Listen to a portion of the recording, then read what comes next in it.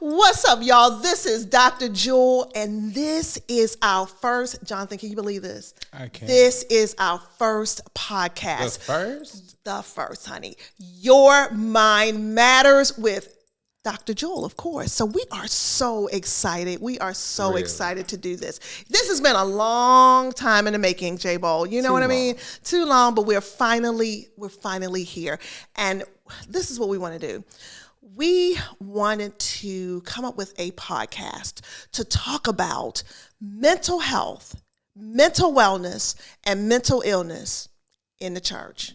In the church? In the church house. Yeah, we're going to talk about it in the church because what we realize is that, I don't know about you, but like growing up, I didn't really hear anything about mental health in the church. I heard about demons. Yeah, That's about demons, and you cast them out in Jesus' name, and then that's about all you got. There may be snakes involved. You feel me? That's kind of creepy, right? You just never.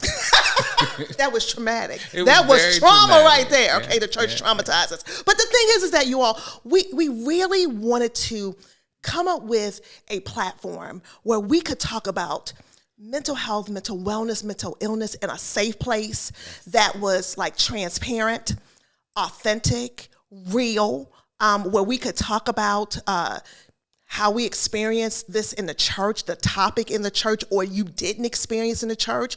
And the fact that, we needed a place where we could talk about Jesus and mental illness, Jesus and mental health, Jesus and self-care, not where it was detached from one another. If you have Jesus, you don't have any of these, because we all know that is not the truth. So we wanted a safe place where we could talk about these things. And then you all, another thing that we wanted, we're hearing a lot of things out here on these streets about, look, social media, reels, everything out here. People are giving their lived experiences with mental health and mental wellness. That's why I think it's really come to the forefront, J. Bold, with people really ending their lives, choosing to, and, now people with notoriety, are coming forth and talking about mental illness. I think it's made it a little bit more palatable, the bias and all of those things that we have attached to mental health and mental illness is kind of slowly coming down.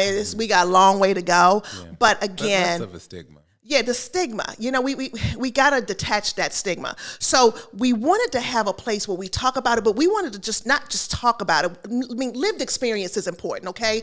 What you've experienced as far as mental illness in your family, your children.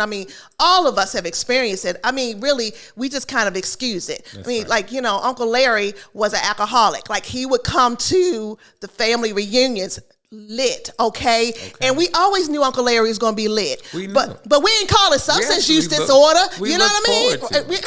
Right, because we knew when he got there, he was going to be turned up. Even in my situation, when my cousins used to get lit, I used to go and ask them for money, and they would give it to me like freely. So I wasn't, again, that may not have been a good thing, but it is what it is. You know what I mean? But they gave it freely to me.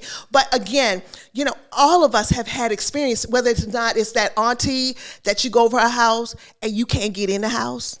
You feel me? Like, because she had stuff stacked all the way up to the ceiling. Yeah, It wasn't just a pack rat. No, she wasn't just a pack rat. She just wasn't interested in you. Full-blown hoarder. Full-blown. Okay, so we got that. And then any situation with you where you seen it in your family, J-Ball? Usually we just said they were crazy. Yeah, that's just not. Yes, they have newspapers over all their windows and a little kind of paranoid, if you will, but we always just labeled it, they're crazy. And that's it. And you just keep it going. Just keep it going. Yeah. Or the uncle, like the one that doesn't like anybody, he isolates. Yeah. Okay. We're he just don't like people. You know what I mean? So, all of us really dealt with it, whether it's depression, anxiety. Okay. How about the mother that's the worry ward? You know what I mean? Worry about everything. She worrying about 2 days from now. You're not even finished with this. Everything is what if that happened? What if that happened? There you go. The helicopter parents as an educator. Oh my gosh. My child is going to go to Princeton in kindergarten. They're in the kindergarten. They're you know what I mean? Yeah. College is not tomorrow. Okay, you talking about anxiety and stress. You just set them up. You feel me? You just set them up. You did. So again, we all deal with mental health, but we want to deal with it specifically in the church. Now, people like, Dr. Jewyl, you're just going to talk about the church. And my thing is that, yeah, I'm going to talk about, because I'm a church girl. So let's rewind a little bit, J-Bo. Who am I? So let's talk about that a little bit. Okay, so of course, I'm Dr. Jewyl. Okay, that's who I am. All right. But another thing about me, I'm a chronic schoolaholic. All right. I'm a chronic schoolaholic. So that probably needs to be in the, DSM-5. But the thing is that, I feel like we needed people in the body. My passion is for the church, okay? I'm a church girl. I'm a pastor of, at a local church here in Nashville. And so I'm an associate pastor. And so my thing is that I am passionate about this topic because I've seen us not handle it well in the church because we just didn't know. Yeah. So this is kind of like my story. So I'm a nurse practitioner. Okay, so I'm a family nurse practitioner, board certified, been board certified for about 19 years, okay? Wow. So I went to school, I went for biology, then I went back, went for my bachelor's in nursing, went back again, went for a master's in nursing, got my FNP, that's family nurse practitioner, went and did that 19 years. But then in the middle of that, decided I'm going to go back to school again and become board certified in psych. Okay. So I'm a psychiatric practitioner, board certified in that. Then decided I was going to go get my doctorate, So what haven't you done? See, a whole lot, Jonathan. But the thing is that, I got 5 pieces of paper only to say that I feel like my body of experience. And then again, like I said, the spiritual part, I am an associate pastor. So again, I have the spiritual part. So mind, body, and spirit all together, because that's who we are. Yeah. So I feel like all of that experience over all of these years will help to add to this conversation, because I hear a lot of people talking about it, but I need somebody, I need lived experience, but I also need to know when you write me a medication,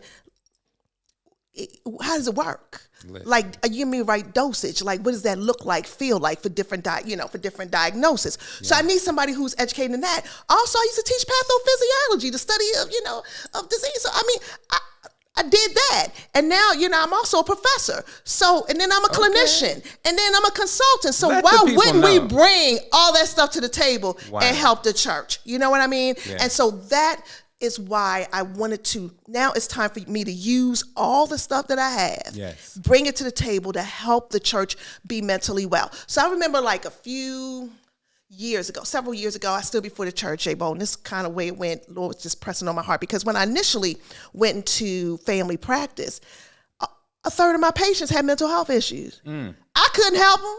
I was like, Prozac is about all I got for you. You understand what I mean? Because that was the drug of choice to help with mental illness. Yeah. If you were depressed, just give Prozac, start in and run, okay? But then when they came back and said I wasn't good, I was like, man, I'm tapped out. You know what I mean? I'm tapped out. So basically, I decided, look, I am going to go back a few years ago. I'm going to go back and get board certified in psych, because this didn't end. Over the 19 years, J-Bo, all I was doing was medicating over people's physical, mental conditions. I was treating them for high blood pressure, treating them for diabetes, treating them for chronic infections, when basically they had stress. Yes. So, for blood pressure, we know that stress directly emits, hormones that causes your blood pressure not to be able to be regulated. Your blood sugar elevates. Your immune system is messed up. And so as a result of that, you coming in there all the time, catching every virus, cough, flu, you catching everything and wondering why. Then you come in there, your blood sugar all over the place. I'm giving you insulin, pills and insulin. I'm praying over you, everything. And I'm not getting it controlled. You feel me? And it's because I can't cut off that stress. Finally, when I start looking people in the face, I'm like, are you okay? I'm having people break down on the table, crying, from pastors' wives, people who confess, Christianity, like, I love the Lord, but I'm depressed. I love the Lord, but these kids, I was an empty nester. Now I got 5 people living in my house that I put out like years. I mean, life has changed and I'm supporting them. Or I was good, but then my kid is addicted to drugs. Like J-Bo. So it never ended. Yeah. So I'm pumping up. Okay, I take you from 1 blood pressure medication to 2 blood pressure medications, to 3 blood pressure medications. I can't override what's going on in your life. Your life, and you understand what I'm saying? If that was a chronic disease, man, baby, everybody would have that thing, you know? So again, I'm trying to override that. So basically I decided I got to do something I got to go back. I got to go back to school and get the body of knowledge to help people not only to be physically well, but to be mentally well. Because if they're mentally well, I can control some of the physical things. Okay, so that's what I did. So went back. And here you go. You know, years later, I stood up before the church. They both kind of went like this. I was like, look, God is calling me to go back to school. They were like, not again. And I was like, yeah, again, you know? And so, you know, so then they're like, she's just addicted to school. But anyway, but I was like, no, God is really tugging on my heart to get this body of knowledge. But you know what? They knew it because I try to really be in tune with mental health. It's just a part of who I am. So it wasn't anything foreign when I stood up before them and said it. Man, the whole church just clapped. They encouraged me, supported me. My pastor supported me. I went back to school. It was one of the hardest daggone degrees I ever got in my life. J-Bo. Number 5 was hard. I thought it's because I was getting old. Man, the brain ain't no joke. You feel me? No joke. Because it ain't no test for that. Be clear. Be clear. Listen. The brain is no joke. And I say that because you all... Man, unlike labs, you know, for physical conditions, man, you don't have a lab for the brain. You feel me? Like, I can't do a lab test for depression. I can't do a lab test for anxiety. That's right. There ain't no lab for schizophrenia, you know? And so how you going to figure that out, you know? So you have to look at symptoms and things like that. So it's not like, you know, cough flu, just give them an antiviral, bam, bam, get out of here, give them Z-Pack, whatever, goodbye. I know it's going to kill everything up in there. I'll see you later.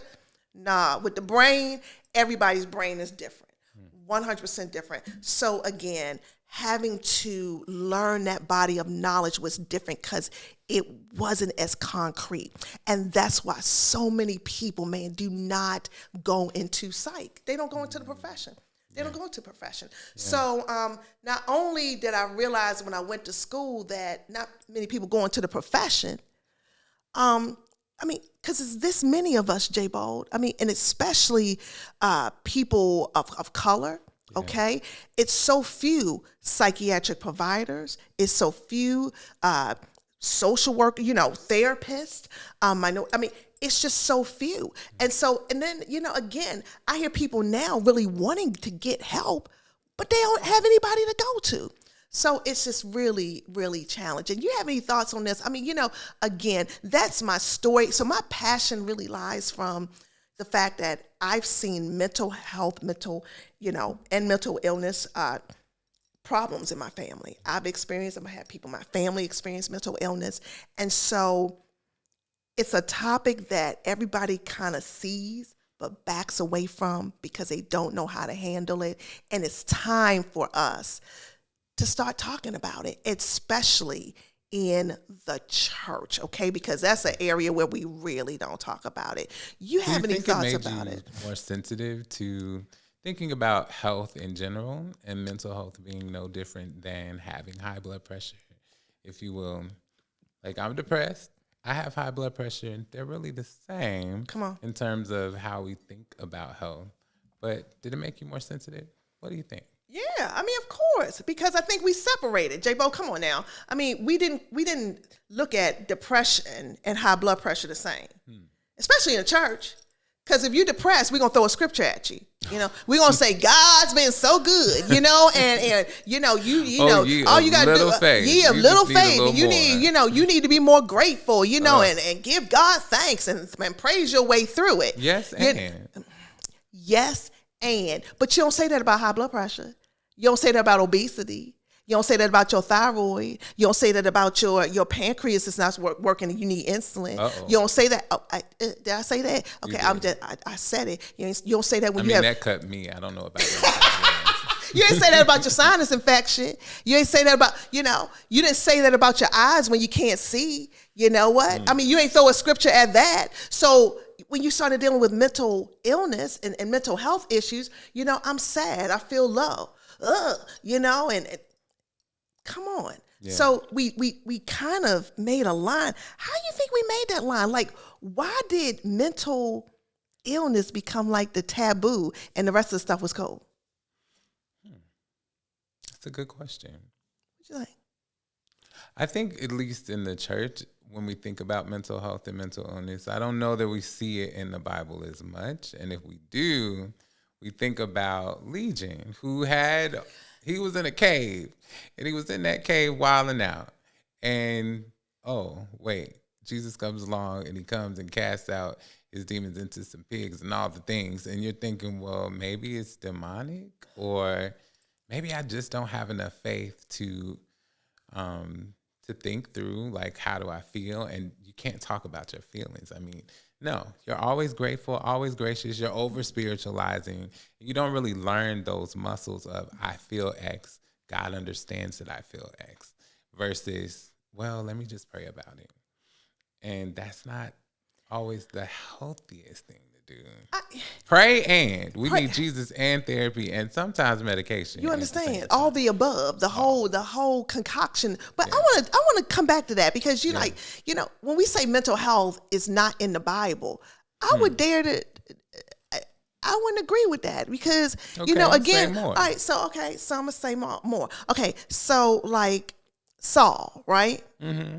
So like, didn't he get David to get him out of his slump? Wasn't he having some? That's true. Yeah. And he needed some music. He needed some music to support him. Okay, and that like a therapy or something like here now? Music therapy. Music therapy. Glory. Okay, I'm just saying it's in the Bible. Okay, I see it. I see the vision. Come on.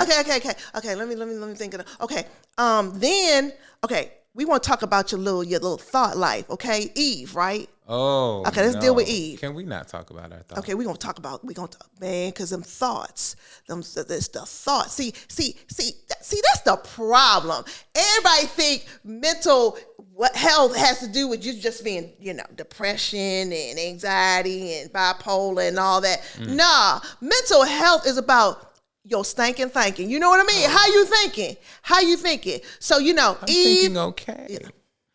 For real? Well, maybe not. But you see a whole lot of messy thinking throughout the Bible. Even I'm gonna take it. Okay, how about those? Okay, how about when Joshua and Caleb, the spies, right? Mm-hmm. We're gonna go and seek out the promised land. Okay. All right, and then you had the 10 come up with another report.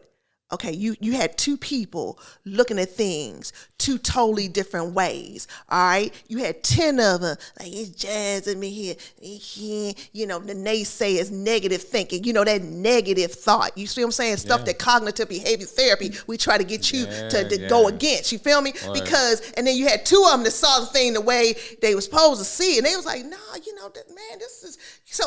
Your thinking can help you see things positive or negative. Okay? So your mind can be sometimes people don't realize that part of mental health is how you thinking, how you see things. Because if you got on a negative lens, you're around negative people and negative stuff all the time with negative input, you're going to think negative. And that energy is contagious. Oh my gosh, that energy will wipe you out. And so again, that's part of being mentally healthy. We got to talk about that more because I dare to say that we have a lot of people, Jewyl, that they may not have a diagnosable mental illness, and we're going to talk about that a little later. We're going to talk about the difference between mental health, mental wellness, and mental illness, the difference between the two. But I would dare to say that there are people out there that are so mentally unhealthy, but they don't have a diagnosable mental illness. I mean, you go home, you kick the dog, you scream at the cat, you scream all the time. You can't turn off at night, you can't sleep. You know, you got an attitude. You look at everybody like they're going to come and get you. You wall yourself off. You put up all these borders, boundaries. You don't step outside your comfort zone with anything. You fear everything. That's not mental health. You know what I'm saying? That's not mental wellness. So again, we got to go back and deal with that and not demonize people when they start saying these things that they feel this way. First thing we want to do is just throw a scripture at them and keep on moving because really, J. Bolt, I don't think we know what to say. We don't know what to say. So, you know, I want to take this around the corner. I want to ask you this. Okay? Let's come around the corner. Let's go. Tell me who you are. Why are you here?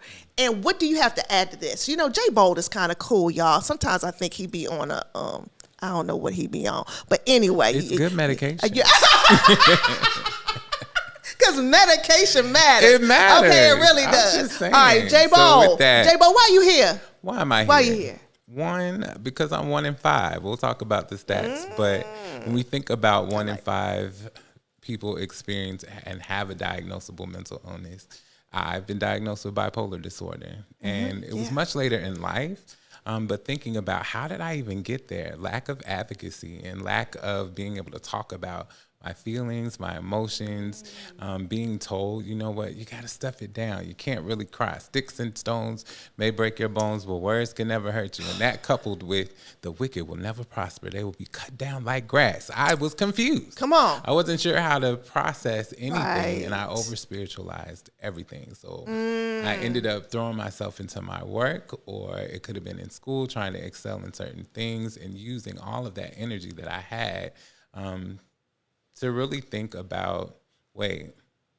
what's really going on with me? And I was hospitalized once as a teenager, and that's when things started really unfolding. But my family really didn't understand what to do. And oftentimes things were, well, you're not crazy. We can't say crazy. No, nobody's crazy. You don't need to see a psychiatrist or a therapist because you're not crazy. And so I took that along my own journey and was like, well, I can't be crazy, but I'm feeling all these things. And I'm spinning out of control. And my bank account is what it is because I'm buying all these things and I'm having these delusions of grandeur during different pieces of my life. And okay, what do I do with all of that? That's right. And I also think it's important just to say it, name it, experience it, feel it, and also know that you're not alone. That's right. And seek help when you can. Had it not been for you and having the right team with me, I would have never experienced the health and wellness that I am in the state that I am right now. So when you say, you know what, you're so cool, calm, and collected, it is medication and Jesus, y'all. I mean, hey, I'm just saying, I mean, it's what it is. Hey, because we're going to keep it real here. Yeah. We're going to keep it real here. We're going to talk about these things because they're important. And people need to know, J. Bolt, you know, you're academic. I mean, we're talking about a man who is very accomplished, okay? We're talking about, you know, a college graduate, you know, a graduate, you know, has a graduate degree, who has made great contributions to the area of education, incredible contributions, who travels around the country teaching curriculums around the country to school systems around the country. And so we have someone who is very accomplished. So it doesn't matter, you know, because again, someone can look at you and be like, you know, hey, you know, he's, you know, well, I'm going to throw this out here too, J. Bolt, because we got to deal with it. Even in trying to deal with, you know, your situation, I've seen how you've been treated as an African-American male. Oh, goodness. And in the you know, when we're dealing with your mental health, with clinicians even, you know, stereotyping you and different things like that, and me having to jump in and be like, whoa, ho, back that thing on up. I need you to practice according to the literature. That means I need you to take all the studies out here on these streets and apply it to you. You know what I mean? So that you can have great success based on the literature. So again, man, it's about understanding, but it's also about being academic. It's also knowing what these diseases are about, what they do, the symptoms, how they manifest differently in different people, even the cultural relevance in that, dealing with the literature as far as, you know, how we're treated disproportionately different sometimes when we need, mental health care, how many of us are institutionalized, not in the hospital, but also in correction facilities full of people. I saw that a lot as a case manager for individuals who were seriously and persistently mentally ill, just how you're treated in terms of you're judged for your life choices and the demonization of your circumstances because you might be homeless. You might also not have the familial support. You may not be able to manage your finances, and you need a little bit more support there. And oftentimes folks just kind of push them aside or shuffle them along, and again, I just can't stress enough. They go back to saying, well, that person is quote unquote crazy, and that's it. There's no support. There's no thought around, well, how did they get there? How can I come around? There's no compassion. That's right. Whatever happened to just being a good human in general? Just be kind and nice and compassionate. Yeah. That's free. That's free. That's free. It doesn't cost anything. That's right. That's right. We can do that. And, thank you for sharing, your story, because that's so important. And thank you for being vulnerable, because that's what we want to do here. Here on the show, we want you to be able to, we're going to have people that are going to come. We're going to have therapists here. We're going to have clinicians here. We're going to have anybody who can add to this discussion, people with lived experiences. You know what it's like to experience some of these issues. You want to come in here and talk about it. That's what we're going to do. Everybody else has a show talking about stuff. We need to talk about stuff like this, so that we can get healthy, we can get well, we can be made whole, so we can be the best version of ourselves. And so, that's what we want to do. We want to open this show up to have anybody who has something to add to this topic, because the moral of the story is that the more information we bring, the more we can grow, the more we can learn, and the more we can become better. So I want to ask you this, pastors, okay? This is what I'm finding out here on the street, and I want to talk about this a little bit before we end the show today. I want to talk about this. Pastors, some of the most, we're talking about the church, okay? I'm called to the church. This show is called to the church, but we're not exclusive to the church. All right, period, okay? We got to do what we've been called to do. But I want to throw this out here. Pastors, some of the most mentally unhealthy people out here. Yeah. What do you think about that? Well, I found that 49% of pastors say they rarely or never speak to their congregation about mental illness. And though 23% of them acknowledge they have personally struggled with the mental illness. Come on. So they acknowledge the struggle. They won't speak about it. But won't talk about it. And 76% of churchgoers in general say suicide is a problem that needs to be addressed. But there are often many pastors and many folks in our congregations committing suicide. Come on. Which is detrimental and really unfortunate. So you put the numbers out there. There are numbers behind. Come on now, okay? Because we got receipts. We got the receipts, and they're not good receipts. But hey, they're there. But you said something. I want to make this really clear. Yeah. What you're saying is that pastors have an idea about mental illness. A lot of them are experiencing issues with mental health, yet almost 50% of them never discuss it. Yes. Okay. What does that say? So if they're struggling as the head, okay, as the shepherd, and where the head goes, the body. Okay. And so because if you're not mentally well, it's coming out some kind of way. That's right. Okay, it's coming out some kind of way in what you say or what you don't say. And so there you go. You have a documented issue, and you said something. You said 1 in 5. And I want to deal with that. Yeah. If 1 in 5 people in this country have a mental illness, all you got to do in your church in the pew is look to the front, look to the back, look to the side, baby. Yeah. You got your numbers. So one of y'all have mental illness, okay? Yeah. So we've got to start dealing with this in a real way, okay? Because it matters. What we're saying, the shepherds, pastors are being impacted by mental illness. I have seen more pastors committing suicide than ever. I'm like, what is going on here? Okay, so it's real. If it's not them, it's children of leaders, okay, in the church. This thing is hitting everybody. So it's a topic that we have to talk about. We've got to pull the scab off of. We got to get in there and deal with it so that we can get healthy and be made whole for real. You know what I mean? So, before we close out this, any closing thoughts? Like I said, it Any thoughts, Jonathan? You know what? I really just look forward to being on this journey with you as we dive deeper into what mental health, mental wellness, and even self-care, which I hear we might be talking about very soon. Yeah. What are the differences between the three? And just really being along the journey is what I'm most excited about, and getting real. Absolutely. Because what? Your mind. Your mind matters. It does. It matters, Jonathan. And we got to start treating your mind better. Out of all the parts, look, this brain right here, this mind controls everything, everything. And unfortunately, we haven't treated it the best. But we're going to give you the tools. We're going to talk about it. We're going to talk about, look, you'd be like, my doctor gave me this medicine. We're going to talk about the medicines. We're going to talk about the chemicals in your brain.